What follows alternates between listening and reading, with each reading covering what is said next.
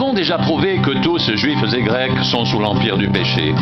Selon qu'il est écrit, il n'y a point de juste, pas même un seul, nul n'est intelligent, nul ne cherche Dieu, tous sont égarés, tous sont pervertis, il n'en est aucun qui fasse le bien, pas même un seul.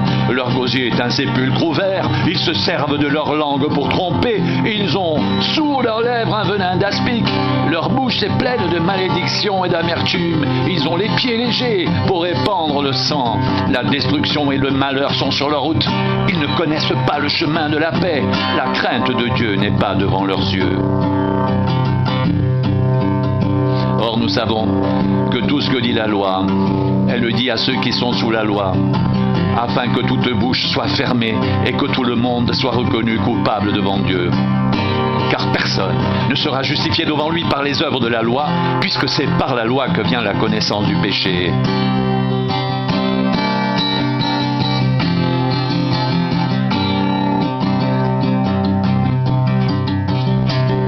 Maintenant, sans la loi, est manifestée la justice de Dieu à laquelle rendent témoignage la loi et les prophètes. Justice de Dieu par la foi en Jésus-Christ pour tous ceux qui croient. Il n'y a point de distinction, car tous sont péchés et sont privés de la gloire de Dieu. Et ils sont gratuitement justifiés par sa grâce, par le moyen de la rédemption qui est en Jésus-Christ.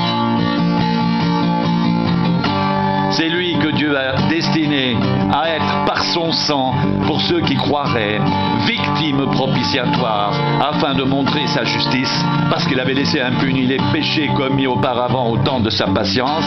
Il montre ainsi sa justice dans le temps présent, de manière à être juste, tout en justifiant celui qui a la foi en Jésus. Où donc est le sujet de se glorifier? Il est exclu. Par quelle loi? Par la loi des œuvres? Non, mais par la loi de la foi. Car nous pensons que l'homme est justifié par la foi, sans les œuvres de la loi.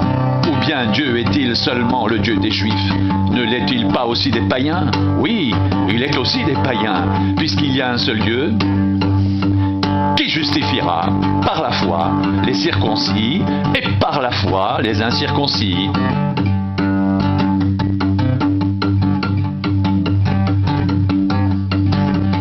Anéantissons-nous donc la loi par la foi? Loin de là! Au contraire, nous confirmons la loi. Que dirons-nous donc? Qu'Abraham, notre père, a obtenu selon la chair. Si Abraham a été justifié par les œuvres, il a sujet de se glorifier, mais non devant Dieu. Car que dit l'Écriture? Abraham crut à Dieu, et cela lui fut imputé à justice. Or, à celui qui fait une œuvre, le salaire est imputé non comme une grâce, mais comme une chose due. Et à celui qui croit en celui qui justifie l'impie, sa foi lui est imputée à justice.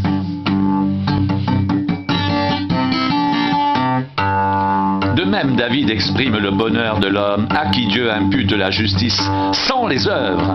Heureux ceux dont les iniquités sont pardonnées et dont les péchés sont couverts.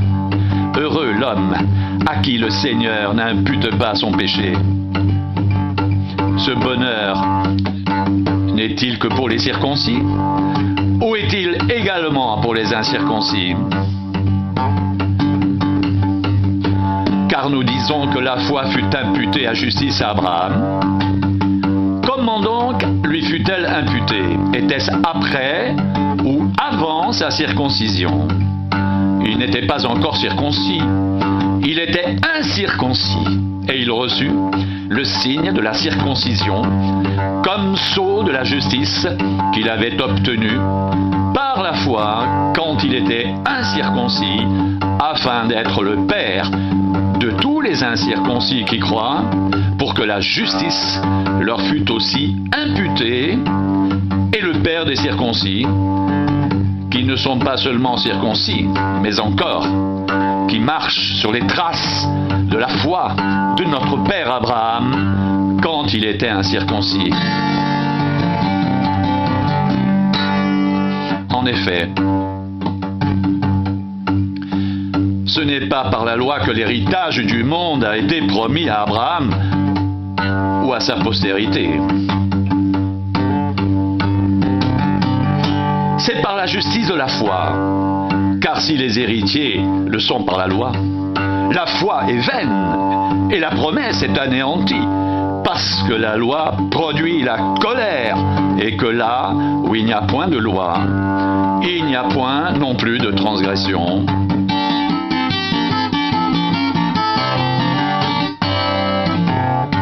C'est pourquoi les héritiers le sont par la foi, pour que ce soit par grâce, afin que la promesse soit assurée à toute la postérité, non seulement à celle qui est sous la loi, mais aussi à celle qui a la foi d'Abraham, notre Père, selon qu'il est écrit « Je t'ai établi Père d'un grand nombre de nations ». Il est notre Père, devant celui auquel il a cru, Dieu, qui donne la vie aux morts et qui appelle les choses qui ne sont point comme si elles étaient, espérant contre toute espérance. Il crut en sorte qu'il devint Père d'un grand nombre de nations, selon ce qui lui avait été dit, telle sera ta postérité.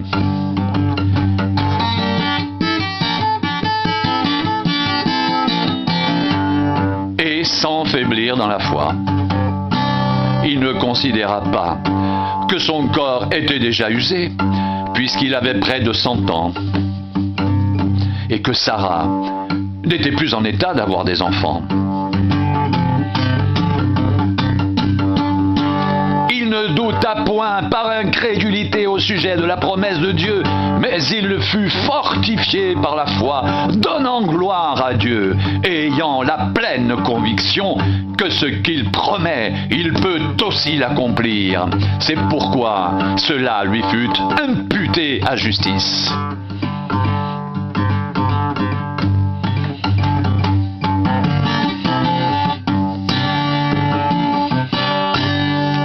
Mais ce n'est pas à cause de lui seul qu'il est écrit que cela lui fut imputé. C'est encore à cause de nous à qui cela sera imputé, à nous qui croyons en celui qui a ressuscité des morts, Jésus notre Seigneur, lequel a été livré pour nos offenses et est ressuscité pour notre justification. Étant donc justifiés par la foi, nous avons la paix avec Dieu par notre Seigneur Jésus-Christ, à qui nous devons d'avoir eu par la foi accès à cette grâce dans laquelle nous demeurons fermes et nous nous glorifions dans l'espérance de la gloire de Dieu.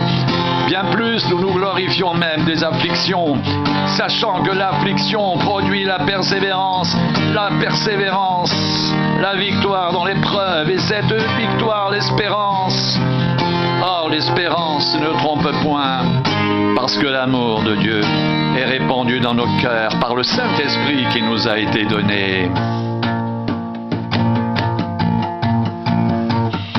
Car lorsque nous étions encore sans force, Christ, au temps marqué, est mort pour les impies.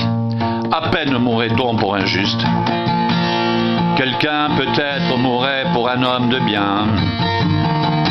Mais Dieu prouve son amour envers nous, en ce que lorsque nous étions encore des pécheurs,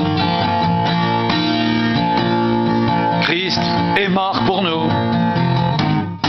À plus forte raison donc, maintenant que nous sommes justifiés par son sang, serons-nous sauvés par lui de la colère. Car si lorsque nous étions ennemis, nous avons été réconciliés avec Dieu par la mort de son Fils, à plus forte raison, étant réconciliés, serons-nous sauvés par sa vie. Et non seulement cela, mais encore nous nous glorifions en Dieu, par notre Seigneur Jésus-Christ, par qui maintenant nous avons obtenu la réconciliation.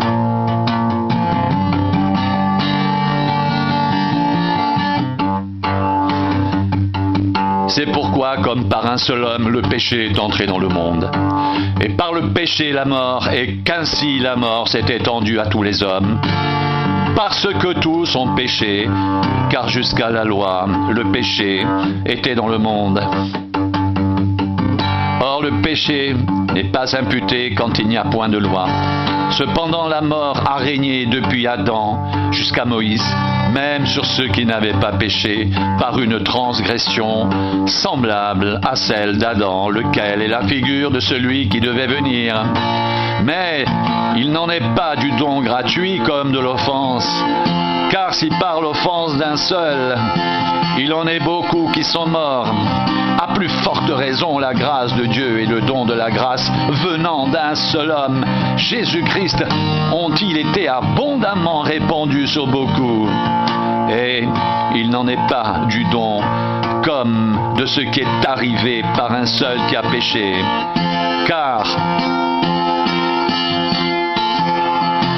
c'est après une seule offense que le jugement est devenu condamnation, tandis que le don gratuit devient justification après plusieurs offenses. Si par l'offense d'un seul, la mort a régné par lui seul, à plus forte raison, ceux qui reçoivent l'abondance de la grâce et du don de la justice régneront-ils dans la vie par Jésus-Christ lui seul. Ainsi donc, comme par une seule offense la condamnation a atteint tous les hommes, de même par un seul acte de justice la justification qui donne la vie s'étend à tous les hommes, car comme par la désobéissance d'un seul homme, beaucoup ont été rendus pécheurs. De même, par l'obéissance d'un seul, beaucoup seront rendus justes. Or, la loi est intervenue pour que l'offense abondât.